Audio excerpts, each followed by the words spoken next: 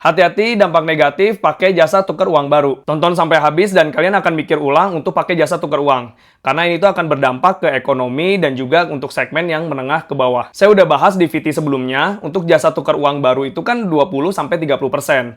Jadi kalau misalkan kalian nuker 1 juta rupiah, fee-nya itu sampai 200 ribu. Kalau kamu berencana nuker pakai jasa itu, saya jelasin dampak negatifnya ya. Pertama, saya bagi dulu ya jadi 3. Ada yang segmen atas, ada segmen menengah, dan ada segmen bawah. Yang punya jasa penukaran uang baru itu udah pasti segmen atas ya, karena modalnya miliaran, dan yang banyak nuker uang itu kebanyakan di segmen menengah dan di segmen bawah. Jadi yang segmen menengah ini nuker baru nih, uangnya ke yang segmen atas. Dia akan bayar misalkan fee-nya 200 ribu. Terus yang segmen bawah juga sama nih, nuker uangnya ke yang segmen atas ini dengan biaya 200 ribu. Contohnya. Lalu yang penukaran uang ini, dia gaji karyawannya nih. Contohnya gaji karyawannya 20 ribu setiap untuk 2 penukaran ini. Berarti yang segmen atas ini, dia akan dapat keuntungan 380 ribu.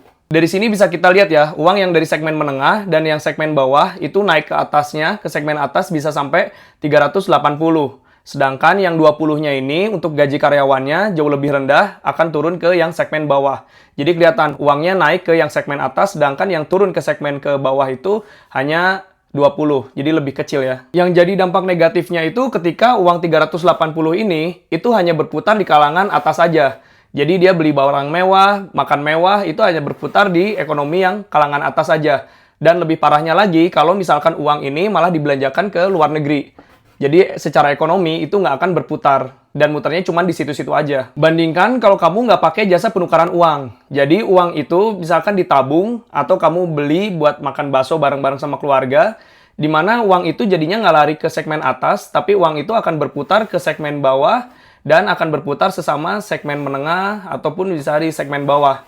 Jadi kalau misalkan kalian beli bakso, itu akan tukang sayur, terus juga ada tukang daging, mereka akan dapat kebagian ekonominya. Jadi secara ekonomi akan bergerak di segmen menengah dan segmen bawah. Lebih baik lagi kalau misalkan kamu ngebelanjain uangnya itu di kampung halaman. Jadi uang yang 200 ribu tadi itu bukannya naik ke segmen atas, tapi akan berputar di kampung halaman kamu.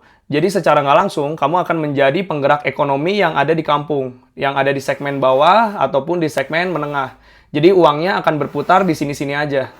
Apalagi kemarin lagi banyak badai PHK, jadi ini sangat membantu banget untuk menggerakkan ekonomi yang ada di segmen menengah dan segmen bawah. Karena itu, mulai tahun ini, Lebaran itu kita normalisasi bahwa nggak harus uang baru. Jadi uang layak edar pun tetap bisa, bahkan dengan kamu ngebelanjain itu di kampung halaman, kamu menjadi penggerak ekonomi yang ada di kampung halaman.